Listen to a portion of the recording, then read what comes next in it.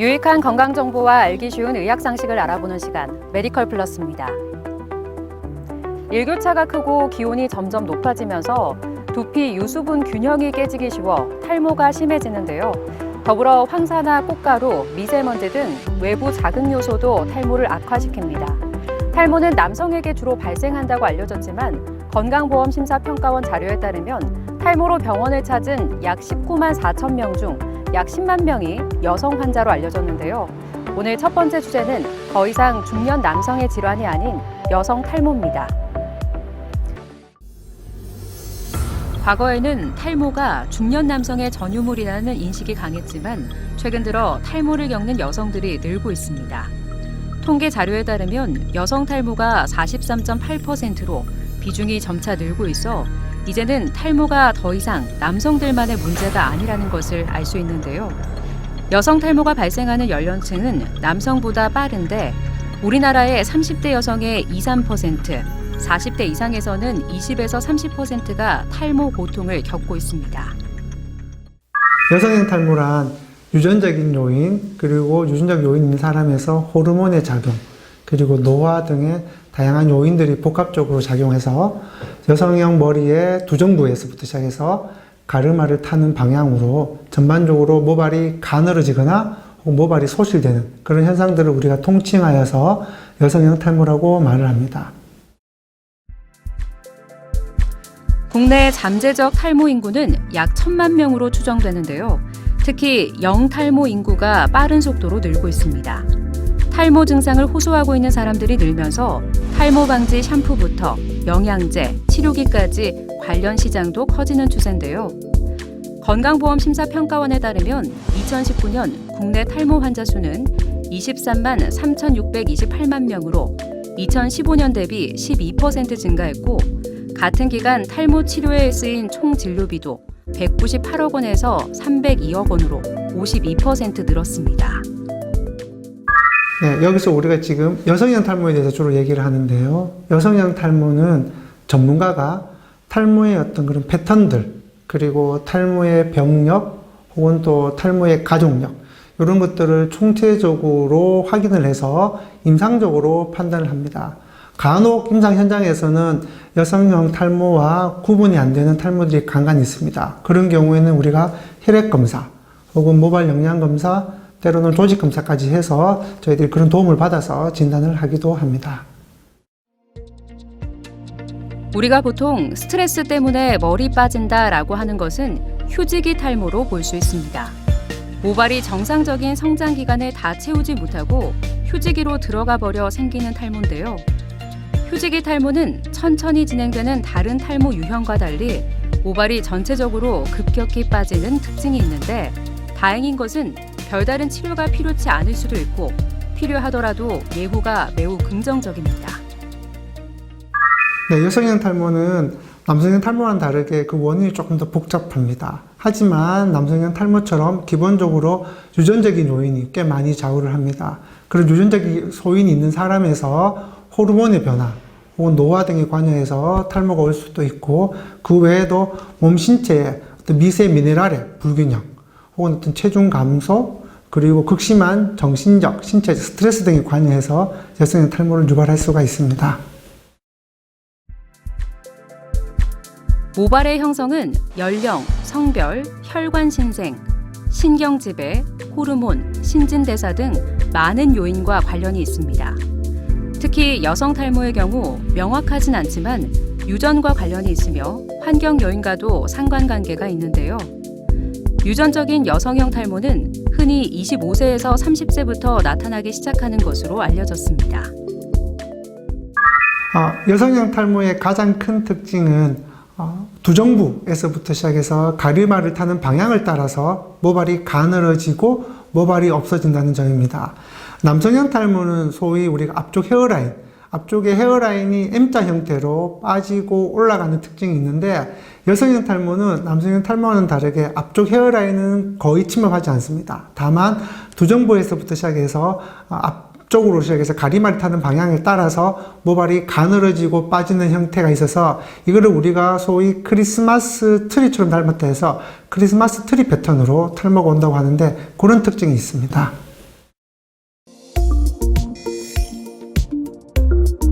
다음은 여성 탈모를 확인할 수 있는 자가진단 문항입니다. 첫째, 탈모 가족력이 있다. 둘째, 다른 곳에 비해 정수리 모발이 가늘다. 셋째, 손발이 차거나 아랫배가 차갑다.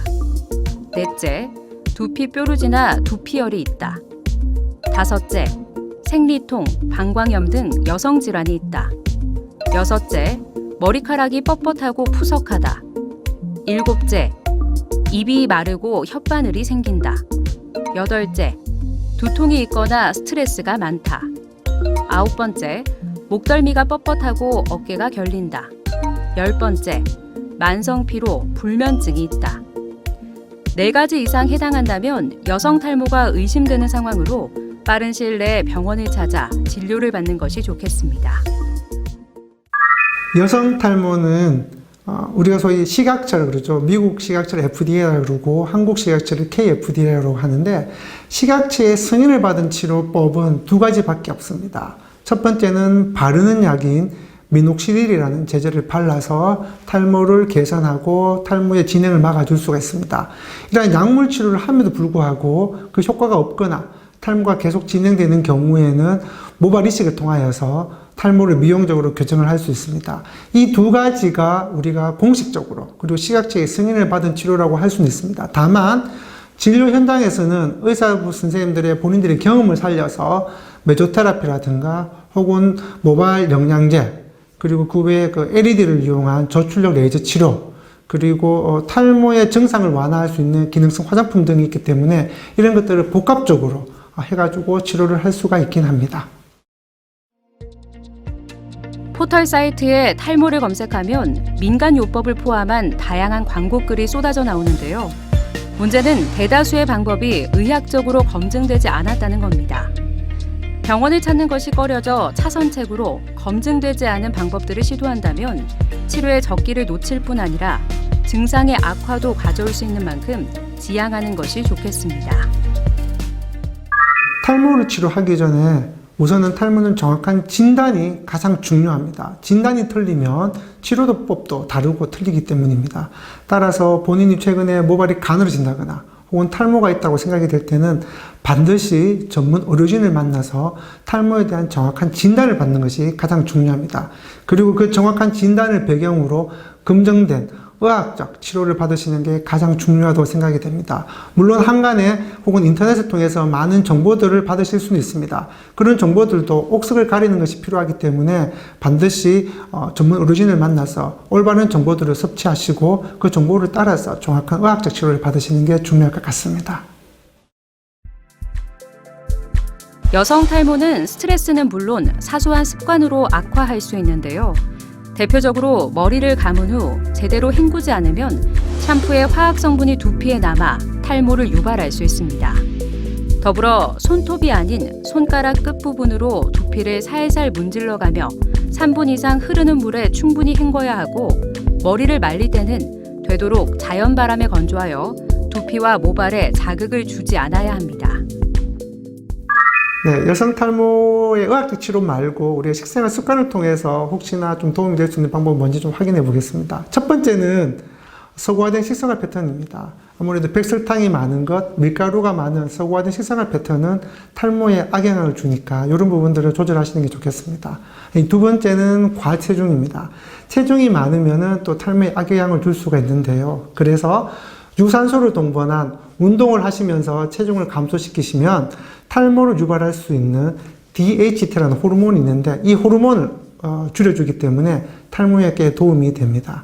그리고 먹는 음식으로 따지면 베리류, 우리가 스트로베리, 딸기죠. 그리고 블루베리 같은 이런 베리가 들어가 있는 부분들을 많이 드시면은 탈모에 좀 도움을 줄 수가 있고요. 그리고 설탕이 없는 시리얼 제품들을 식생활 습관에서 즐겨 드시면은 탈모에 도움이 될 수 있습니다. 특히 이런 어떤 시리얼류는 탈모에도 좋지만은 여성의 경우에 여성 유방암을 예방할 수 있는 그런 보조적인 특징도 있으니까 도움이 많이 되실 것 같습니다. 여기서 잠깐! 잘못된 의학 상식을 바로잡아 건강도 지키고 상식도 키우는 Yes or No! 머리 두피를 빗으로 두드리면 탈모 예방에 도움이 되나요? 네, 요거를 yes, no로 딱 단정 짓기는 좀 힘든 부분이 있는데요. 우선은 탈모는 두피의 혈류가 개선이 되면은 조금 탈모를 막아줄 수 있습니다. 따라서 머리빗을 가지고 두피에 자극을 주면 두피 혈류가 개선되기 때문에 그런 측면에서는 탈모의 예방에 도움이 된다고 볼 수는 있습니다. 다만 부드러운 빗을 사용하셔야 되고요. 너무 세게 두드리시면은 두피 자체가 손상받기 때문에 그런 경우에는 탈모에 악영향을 줄 수 있기 때문에 이런 부분들은 조심하셔야 될 것 같습니다. 잘못된 의학상식 깨치기 yes or도 두 번째. 귤 껍질을 삶은 물에 머리를 감으면 탈모가 치료된다는데 사실인가요? 귤 껍질을 가지고 머리를 감으면 탈모가 치료될까요? 사실은 아닙니다. 우리가 이론적으로는 귤 껍질에 있는 항산화 물질이 많이 있어서 이런 부분들이 탈모에 도움이 될 수 있을 거라는 그런 기대는 있기는 하지만 아직까지 구체적으로 임상적으로 귤 껍질을 가지고 샴푸를 한다는 것이 탈모에 예방이 된다는 그런 근거는 없기 때문에 이 부분은 아니라고 할 수 있습니다. 다행히 여성 탈모는 조기에 관리하면 긍정적인 예후를 기대할 수 있습니다. 탈모가 생명에 지장을 주는 질병은 아니지만 삶의 질에 큰 영향을 미치게 되는데요. 심각한 탈모는 심리적으로 위축되거나 대인기피증이 생길 수 있는 만큼 증상이 의심된다면 바로 병원을 방문해 신속히 치료를 받아야겠습니다. 제가 계속 말씀드렸듯이 여성 탈모는 남성 탈모보다는 원인이라든가 치료법 이런 것들이 굉장히 복잡합니다. 특히 최근에는 여성의 사회적 활동이 늘어나면서 여성분들도 탈모에 대한 관심이 많이 늘어나셨거든요.